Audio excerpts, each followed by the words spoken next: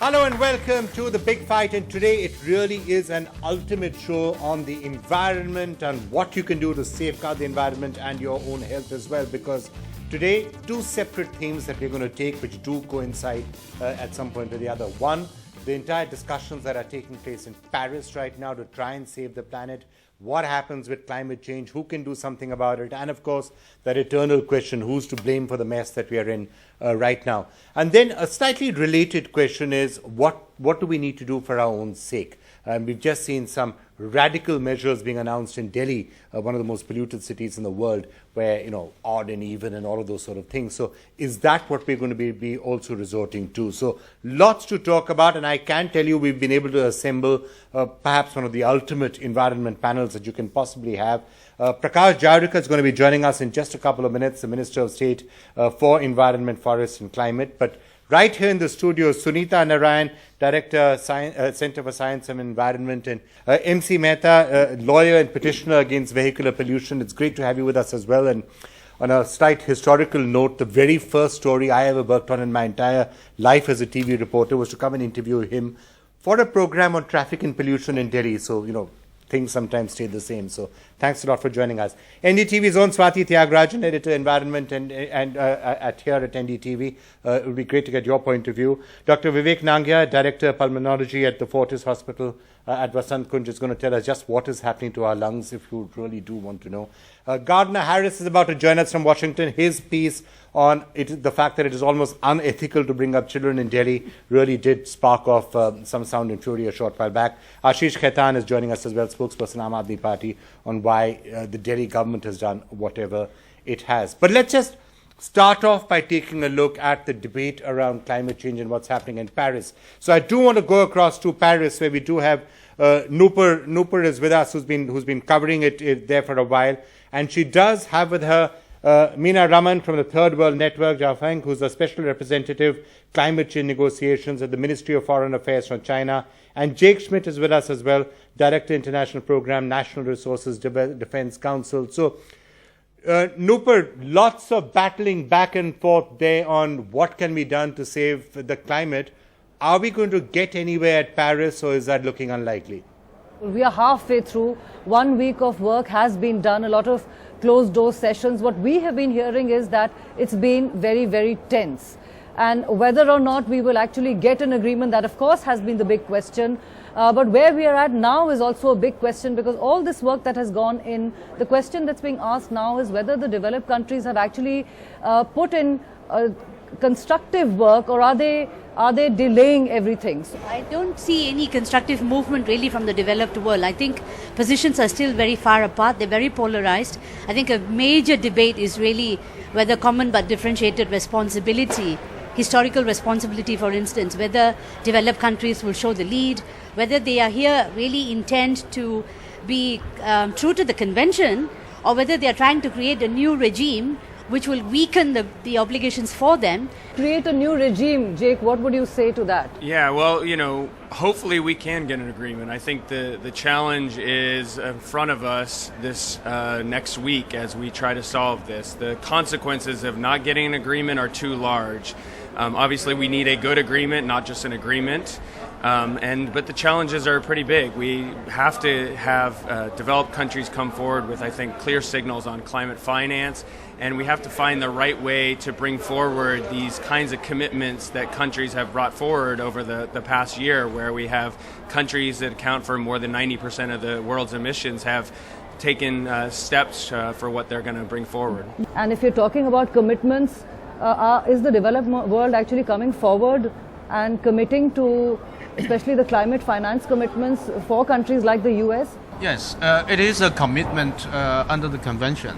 And it is also a commitment also reached under the Copenhagen Accord. But here your position is very comfortable. Yeah. But are you seeing, because you last year in November, the US and China also made a joint that you came together and you made pledges. But are things moving fast enough over here? Maybe Meena would probably disagree with Jake as far as I'm concerned, but since you are in a more neutral situation, do you think India can rely on China to push hard enough? Because you don't have much at stake here, is what I was saying. We have actually we have a lot of stake here also. Yes, I think all countries, particularly developing countries, would have a lot of stake here.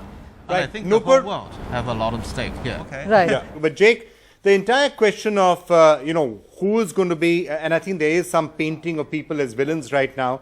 Isn't it a bit strange that you have a country like India, which may in absolute numbers be emitting a certain amount, but in terms of per capita emissions is one of the lowest among all major countries. So surely the responsibilities then have to be slightly different for countries like that. Surely every individual human being should be entitled to a certain amount of carbon, an equal amount of carbon. I would disagree that India is being characterized as villain. Well, actually, I think India is being perceived as being a blocker, but I don't think that's actually true. I think that what we're finding is that countries are trying to find the sweet spot, and I think there's always some misunderstanding on that. India brought forward the Global Solar Alliance, which is a huge new initiative. They showed that they're going to be a leader on trying to help solar, and I think that's a key piece of the puzzle. No, I disagree, because I do think that if you look at the mainstream media from the West, they are painting India as a blocker. And they are showing that countries who stand up for common but differentiated responsibility, countries who insist on equity. India is a very strong proponent of climate justice and equity. And I do think there is a media spin that's going on. And that I think we see in the halls. Right, let me get Sunita in before I come back to you there. Sunita, you have a view on this? Attempt. Whether it's obvious or not, there is an attempt to rewrite the rules. As far as climate change is concerned, be very clear. There is a very clear concerted move to move the burden from countries like the US to countries like India. Okay, we are the lowest on per capita terms. Our coal use, yes, is going to grow, but in terms of per capita, it's still 5 times lower than the US. And the US is today moving from coal to gas, which is also a fossil fuel. What appalls me is the silence of American NGOs to take up these hard issues with their government. Our Prime Minister talked about the carbon budget. There is about 1,000 gigatons of space that is left. The United States has already taken up 21%, will take up another 10%. And the American NGOs and the American media, in my view, is absolutely letting down the world. So Swati, then I'm going to come back to Jake and get a view from there. As the Prime Minister said, the commitment to cutting emissions has to be commensurate with the space any country takes up in the whole carbon budget. And I think with countries like the United States and the EU at a level as well, although they have made a better strides, I would say, in terms of clean energy as opposed to the United States, not in terms of they've made great strides. Right. So there is a problem. But I would like to say that one of the other problems is it's very easy to point fingers at countries like India, because a lot of how they're cleaning up is because we are manufacturing. So it's a lot of like they're sending their stuff across, and we're growing, we're manufacturing, and it's easier for them to clean up on that. China also is a severe problem, because remember, the agreement that the Chinese and the Americans have signed is essentially about equity, in a way that the Chinese will increase their emissions, the Americans will reduce it, but they will both bring their emissions on a per capita terms to about 13 tons per capita. India is 2 tons per capita. So please understand, China has actually made a deal in its interest with the Americans to apportion the global atmospheric space so that the two polluters get an equal share. Now that's disastrous for the entire world. All right, Jake, if China and the US are both entitled to 13, on a per capita basis, why is India a villain at 1.7? And if India also gets to 13, then the entire planet is likely to face a catastrophic collapse. U.S. needs to do more, clearly.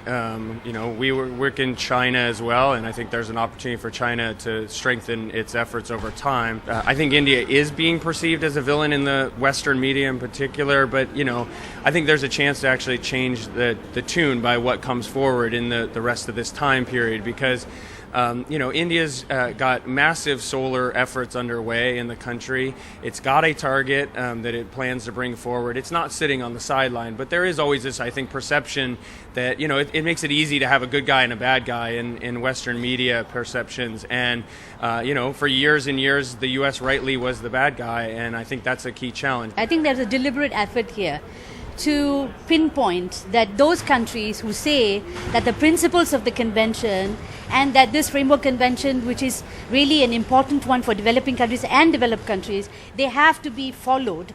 Now that, I think, is being perceived as those who stand for that as being villains. So it's not just India, it's the like-minded developing countries as well.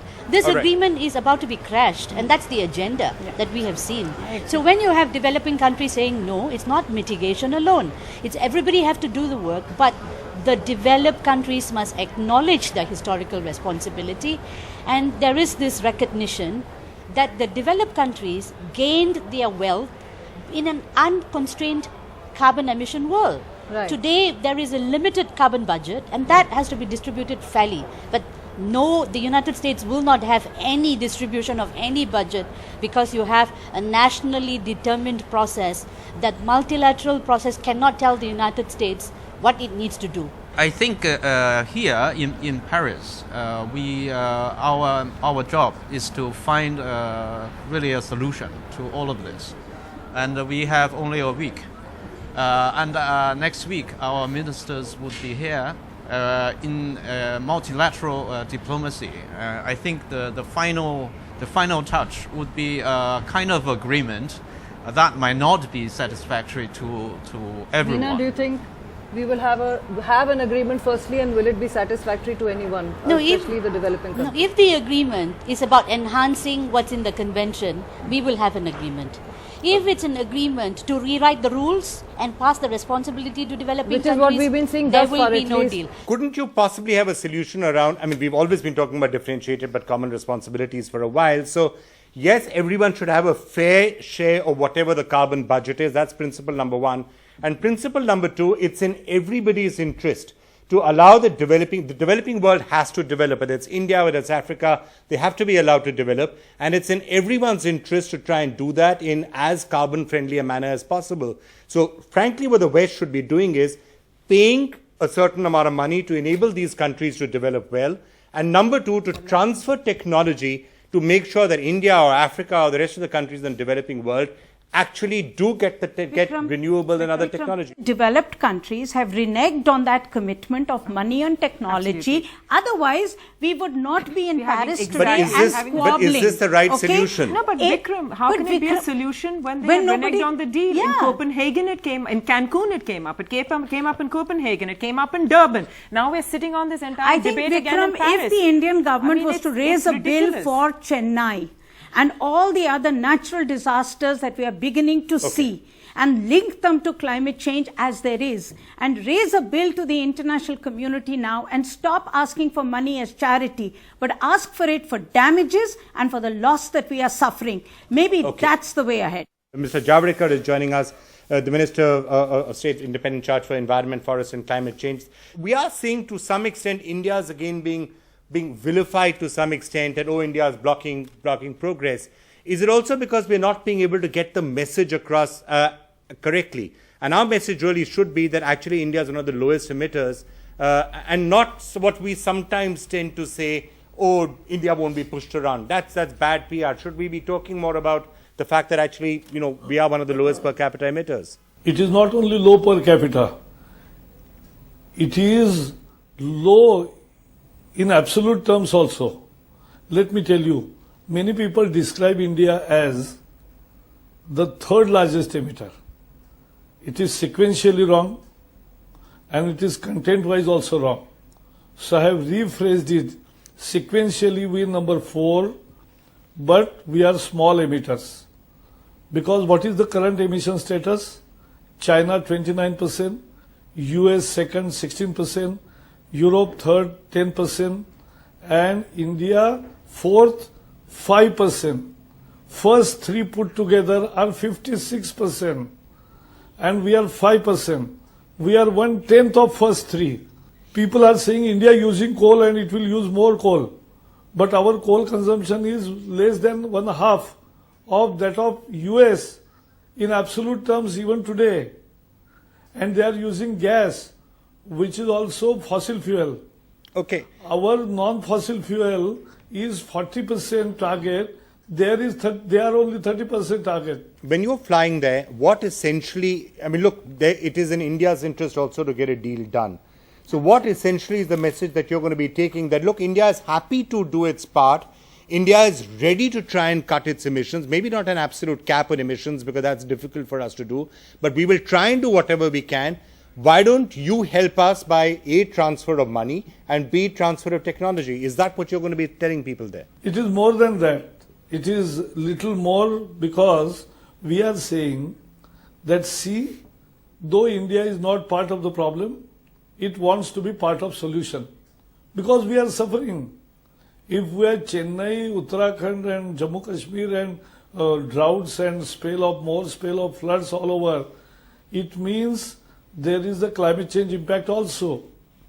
But there is one dichotomy. If you go with the case of Chennai for loss and damage, the developed world says, oh, it's not a conclusive case of climate change. India is going more proactively with more positivity and more with instead of opposing, which was the earlier position of India, we are now proposing. Like India initiated Solar Alliance. India became partner of Mission Innovation. We will be proposing many new things. They are on cards. So what, to your mind, is a sort of a deal that you would be happy with and which you think you might be able to sell to everyone else? I will be happy if the deal is under the convention with CBDR, equity and all other principles made intact, simultaneously making progress, that every country contributes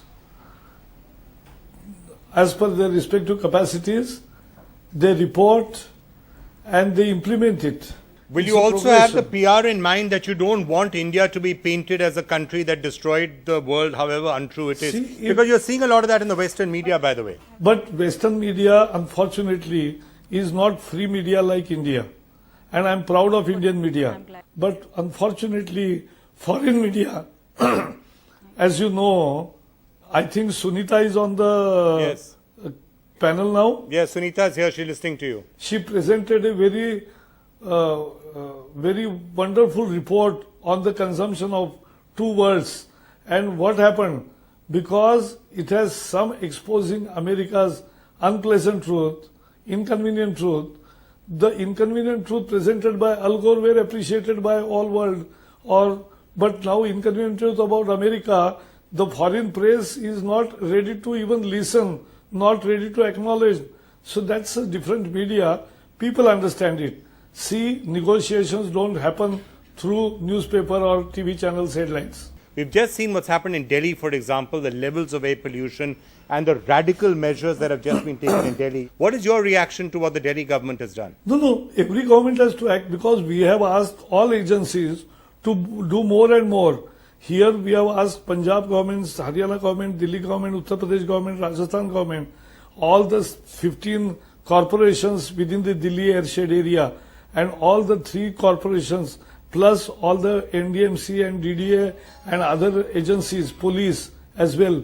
So every agency has to do more and more so that we clean up act as early as possible. Though it's a backlog of 10 years, we have to clear in 2 years. So you welcome what's happened in Delhi? In a way, yes, everybody has to try more so that, but they should not then go back and forth. Okay. Otherwise, the credibility of action goes. All right, Mr. Javadekar, thank you so much, sir, for joining us. Thank you. We wish you all the best in Paris. Let's hope we do come up with a really good deal out there. All right, Nupur, just want to say thank you to you, and any final comments that anybody may have. One last short comment before we go. Going on the basis of enhancing the contributions of everyone according to what's provided in the convention, and we are not about to ditch the convention, then we will have an outcome. But if we are only shifting a lot of responsibility and not taking responsibility by the developed world, then you will have an unfair outcome, and I'm not sure whether the developing countries will stand up for that. Well, I think the minister's right that these are not negotiated in the press. These are negotiated in rooms, and I think it's really critical that world leaders come together over the course of the next week and try to solve this, because the consequences of not acting on climate change are too large to the United States, they're too large to China, they're too large to India, they're too large to the small island states, to the least developed country. And we have a moral obligation to deal with this challenge, which means that the United States and other developed countries have to lead in this effort, but we also need to have a global effort that solves this problem. And we have to do it right, and I suspect that India will get an agreement that doesn't cross its red lines. Also, Vikram, one last comment also from Mr. Gao Peng. India and China on the same platform in a multilateral forum. That's very rare, Vikram. So yes. For climate change context, it has been 25 years since China and India have worked together all the way down to here, to Paris. And I think in a climate change context, China and India would always work together. Not only with regard to climate change, but also on a lot of other issues. A lot of issues relating to sustainable development and a lot lot of other things. So but that's a positive note there, Vikram, from Paris, even though Right. as far as the agreement and the text itself goes, it's still really a big fight.